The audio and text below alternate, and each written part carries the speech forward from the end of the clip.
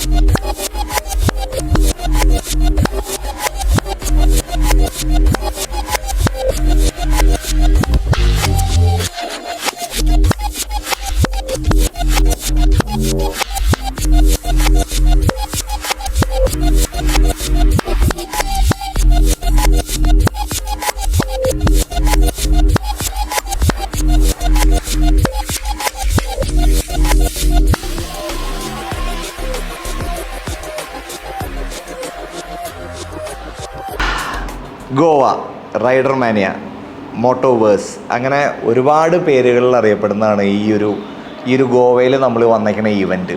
ഒരു huge royal Enfield gathering, അല്ലെങ്കിൽ lot of royal Enfield community people loving together എന്നൊക്കെ പറയണ പോലെ ഒരുപാട് പേര് പറയാം അതിന്.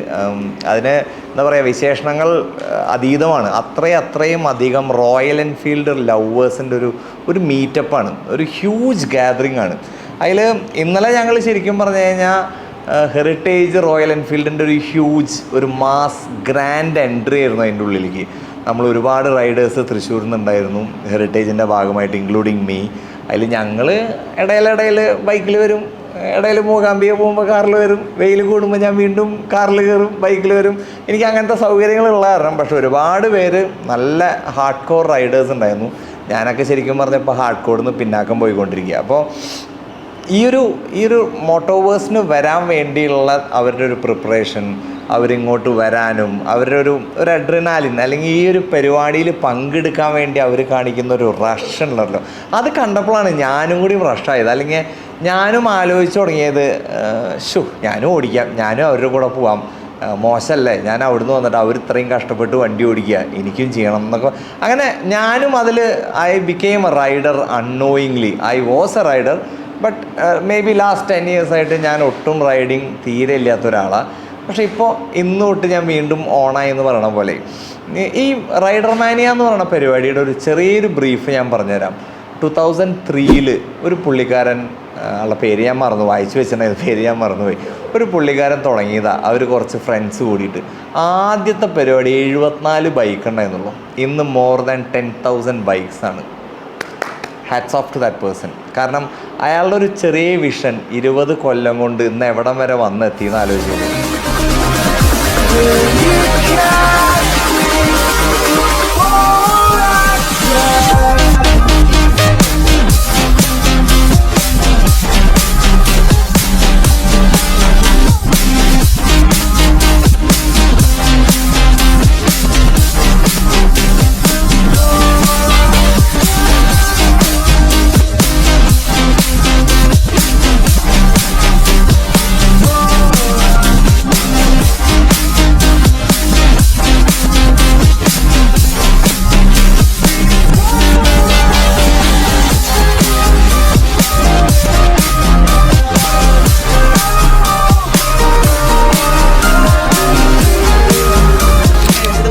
ആൾക്കാർ പറഞ്ഞാൽ നമുക്ക് ഒരു ഐഡിയ കിട്ടില്ല. സായിപ്പന്മാര്, മദാമ്മമാര്, കുഞ്ഞുങ്ങള്, അല്ലെങ്കിൽ അമ്മാമ്മമാര്, അല്ലെങ്കിൽ ഗ്രാൻഡ് മാസ്, എല്ലാവരും അങ്ങനെ ഇന്ന ഏജ് കാറ്റഗറി എന്നില്ല. ചെറിയ കുഞ്ഞിൻ്റെ വരെ ഈ മോട്ടോവേഴ്സിൻ്റെ ടീഷർട്ട് ഇട്ടിട്ട് പോണതൊക്കെ കണ്ടു ഞാൻ. അപ്പം എല്ലാ കൈൻഡ് ഓഫ് ഈ എന്താ പറയുക, ബൈക്ക് ഹോളിക്സ് എന്നൊക്കെ പറയില്ല, അല്ലെങ്കിൽ ബൈക്ക് മെൻ്റൽസ്, അല്ലെങ്കിൽ വണ്ടി പ്രാന്തന്മാർ, ബുള്ളറ്റ് പ്രാന്തന്മാർ എന്ന് പറഞ്ഞിട്ട് നമ്മുടെ അവിടെ ഒരു കാറ്റഗറി ഉണ്ട്, ബുള്ളറ്റ് പ്രാന്തന്മാർ. അവരൊക്കെ നമ്മുടെ അവിടെ നാട്ടിൽ റേസ് ചെയ്ത് അല്ലെങ്കിൽ ഇങ്ങനെ സൗണ്ട് ലൗഡാക്കി പോകണ കാണുമ്പോൾ ഞാൻ പറയാറില്ല, ബാക്കിയുള്ളവരിങ്ങനെ പറയാറുണ്ട് അവനെന്താ വല്ല പ്രാന്തുണ്ടോ, ചാവാൻ പോവാണോ, അങ്ങനെയൊക്കെ പറയുമല്ലോ. എന്നെയൊക്കെ പണ്ട് പലരും പറഞ്ഞിട്ടില്ല, എനിക്കറിയാതൊക്കെ. അപ്പോൾ അവരെ ഇവിടെ കാണുമ്പോൾ അടിപൊളിയാണ്. കാരണം ആ എൻട്രൻസിൽ അവർ ആ മീറ്റർ മുട്ടിച്ച് വെക്കുന്നത് അല്ലെങ്കിൽ ഫുൾ ത്രോട്ടിൽ കൊടുത്ത് നിർത്തുമ്പോൾ അത് കേൾക്കുമ്പോഴും അത് കാണുമ്പോഴും ഒരു വൈബാണ്. വെരി വെരി സ്വീറ്റായി തോന്നും. അതിനൊരു അരോചകത്വം തോന്നില്ല. അല്ലെങ്കിൽ ആ ആക്സിലേറ്റർ ഇങ്ങനെ ഫുൾ ത്രോട്ടിൽ പിടിക്കുന്നതിന് നമുക്കൊരു മോശം ഫീലിംഗ് ഒന്നും തോന്നില്ല. ഭയങ്കര രസമായിരുന്നു. അത് ഇത്രയും പേരുടെ ഒരു മീറ്റപ്പ് അല്ലെങ്കിൽ ഇത്രയും ആൾക്കാർ, അത് നല്ല കലക്കം ബുഡകൾ, നല്ല സ്റ്റൗട്ട്, കട്ടയിൽ മീശയൊക്കെ പിരിച്ച് ഇങ്ങനെ തൊപ്പിയൊക്കെ വെച്ച് ക്ലാസ് ആയിട്ട് എല്ലാവരും നീറ്റായിട്ട് വന്നിട്ടില്ല. ഞാൻ എപ്പോഴും മുണ്ടിട്ട് തന്നെ പോയത് കേട്ടോ. നമ്മൾ തൃശ്ശൂർ വിട്ടിട്ടുള്ള ഒരു കളിക്ക് മോട്ടോ ബസ്സിലില്ല. അതിപ്പോൾ ഗോവയായാലും ശരി, കുമ്പളങ്ങ ആയാലും ശരി. അങ്ങനെയാണ് ഞങ്ങളുടെ എൻട്രി അങ്ങനെയായിരുന്നു. ഞങ്ങൾ മുണ്ടിൽ തന്നെയാണ് കയറിയത്, അമ്മ സാരിയിൽ തന്നെയായിരുന്നു.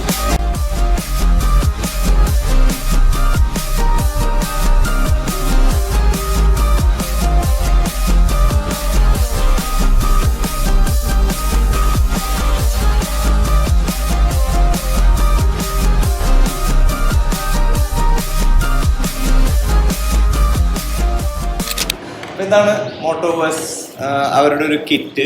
അപ്പൊ ഈ കിറ്റ് മേടിക്കാൻ പോകുമ്പോൾ അല്ലെങ്കിൽ ഈ എൻട്രി എടുക്കാൻ പോകുമ്പോൾ കുറച്ച് ടിപ്സ് എന്ന് പറയാൻ പറ്റില്ല, ഞാൻ എക്സ്പീരിയൻസ് ചെയ്ത കുറച്ച് കാര്യങ്ങൾ പറഞ്ഞുതരാം. അതായത് ഡെഫിനറ്റ്ലി നമ്മളിപ്പോൾ ഈ റൈഡർ മാനിയ പരിപാടിക്ക് വരികയാണെങ്കിൽ നമ്മൾ എന്തായാലും തലേദിവസം എത്തുമല്ലോ. ആ എത്തിയ വശം തന്നെ നേരെ രാത്രി പോയി ബുക്കിംഗ് കൗണ്ടർ അല്ലെങ്കിൽ ടിക്കറ്റ് റിസർവേഷൻ കൗണ്ടർ എന്ന് പറഞ്ഞിട്ടൊരു ബോക്സ് ഹാൾ തന്നെ ഉണ്ട് അവർക്ക്.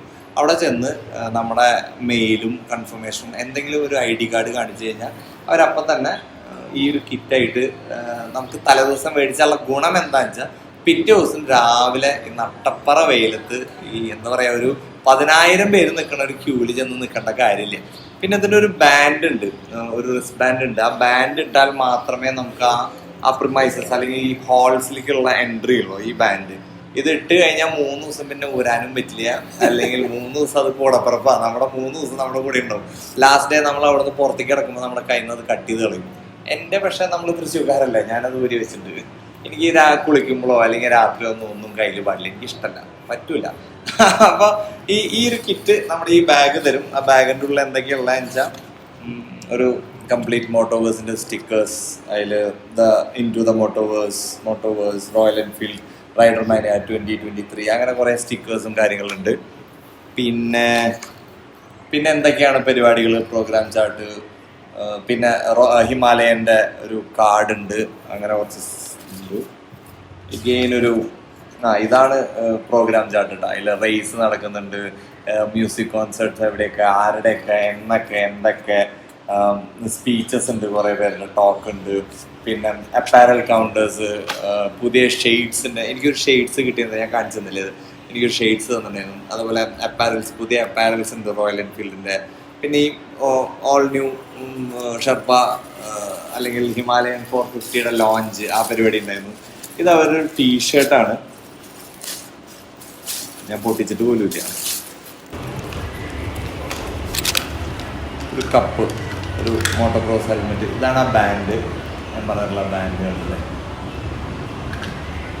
ഈ കപ്പിനുള്ള ആ ഒരു കപ്പ് ഹോൾഡർ, അതിങ്ങനെ ഇതിൻ്റെ മുകളിൽ ഇടും, മുകളിലിടുക. എന്നിട്ട് നമ്മളെന്തെങ്കിലും ജീൻസുള്ളവർക്കൊക്കെ സുഖമായിട്ടിടാം, മുണ്ടുള്ളവർക്ക് ഇടാൻ പറ്റും. ഇങ്ങനെ ഹോൾഡ് ചെയ്തിടാം. ബാഗിലിടാം. വെള്ളം കുടിക്കാൻ എല്ലായിടത്തും വെള്ളം കൗണ്ടേഴ്സ് ഉണ്ട്. അപ്പം ഇങ്ങനെ ഒരു ബാഗ് ഉണ്ട്. നമ്മുടെ ഈ ഫിലിം ഫെസ്റ്റിവലിലൊക്കെ പോകുമ്പോൾ ഇങ്ങനെ ഇടില്ലേ, അതുപോലത്തെ കലക്കൻ ബാഗാണ്. നൈസ്, കാണാൻ കൊള്ളാം അല്ലേ.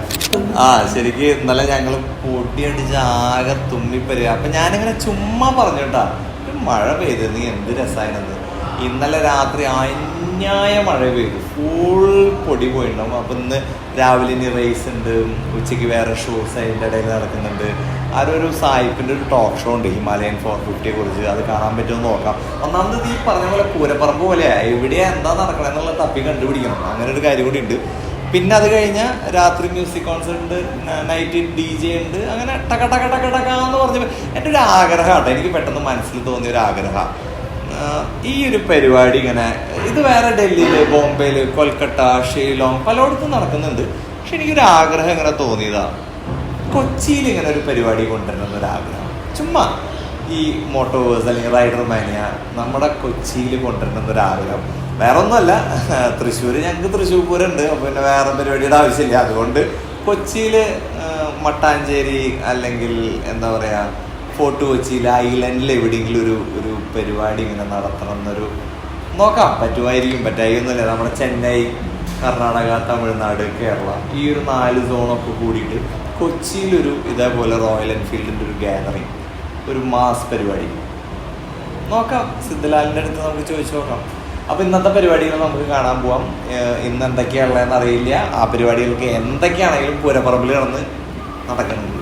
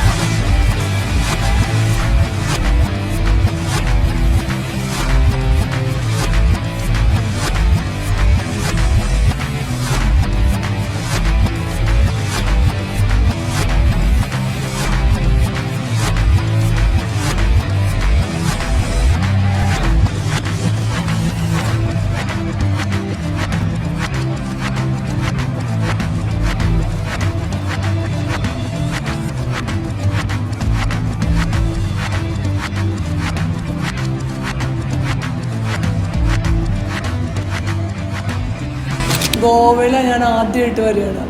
അത് എന്നും മനസ്സിൽ സൂക്ഷിക്കാൻ പറ്റുന്ന വിധത്തിലുള്ള ഒരു കാഴ്ചയായിട്ടാണ് ഞാൻ തിരിച്ചു പോകേണ്ടത്. ഇത്ര നല്ല ബൈക്കുകളുടെ ഇടയിൽ ഞാനും കുറച്ചൊക്കെ പതിച്ചു. എനിക്ക് ഭയങ്കര സന്തോഷമായി. Actually thanks to heritage Royal Enfield, Ranjith അല്ലെങ്കിൽ ആനന്ദ്. കാരണം അവരെന്നെ ഇങ്ങോട്ട് വിട്ടില്ലെങ്കിൽ ഞാൻ വരികയില്ലായിരുന്നു. കാരണം ബൈക്ക് ഓടിച്ച് ഇവിടെ വരെ വരികയെന്നുള്ള ഗോവ കണ്ടില്ല. നമുക്ക് ഗോവയും മിസ്സായി. Special thanks to heritage Royal Enfield, Anand അല്ലെങ്കിൽ രഞ്ജിത്ത്, അത് എൻ്റെ ടീം. ഇന്ന ആൾക്കാരൊന്ന് പേര് ഞാൻ അറിയണവരുടെ പെട്ടെന്ന് പറഞ്ഞതുള്ളൂ. The whole heritage family, thanks a lot.